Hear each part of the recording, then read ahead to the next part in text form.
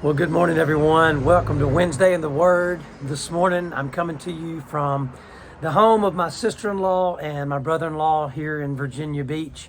My family is so blessed to be able to be here and spend time with my wife's sister and her family. We only get to do this once or twice a year, so we are very thankful. Speaking of my wife, a couple of her favorite Bible verses are found in Exodus chapter 14, verses 13 and 14. Moses answered the people, "Do not be afraid.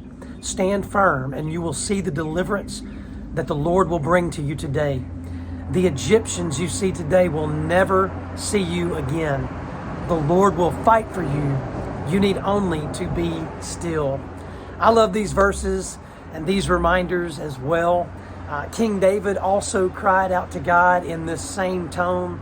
Listen to what he said in Psalm 35, verse 1. He said, "Contend."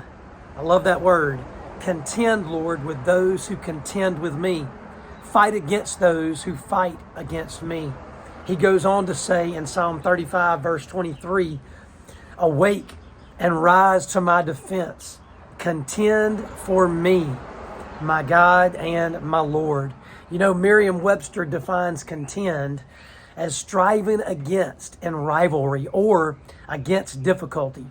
A synonym for the word contend is the word compete, which means striving consciously or unconsciously for an objective, to be in a state of rivalry or difficulty. Now, I don't know if you know this or not, but we have an enemy. You and I, we have an enemy who hates us because he hates God. He hates God, our Creator, the one that we were created in His image. He hates God. You see, Satan is our enemy. The devil, he is our enemy. And he is fighting against us every day and in every way. And whether we're conscious to it or unconscious to it, the devil is against us. We need God. We need God to contend for us and with us, just as Moses and King David needed God. And as children of God, through repentance of our sin and through faith in Jesus Christ, our God fights for us. He contends for us. We need to know this truth. We need to walk in this truth. We need to believe this truth and not be discouraged and not cave into the fears. We need to cry out to God, knowing and believing that He hears us because He is in fact with us and for us. The Lord will fight for us. We need only to be still, which means we need to trust. We need to believe. We need to stand firm.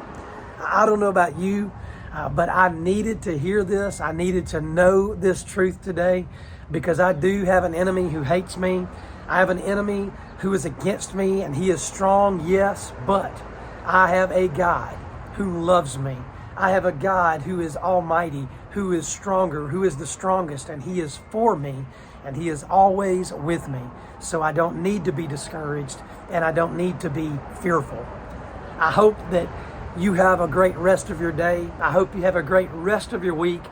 But since I'm here with my brother-in-law, and he really loves to know this valuable information, I might as well go ahead and tell you, we're only 197 days away from Christmas. I can't wait. I look forward to being with you next Wednesday, if it's the Lord's will. God bless.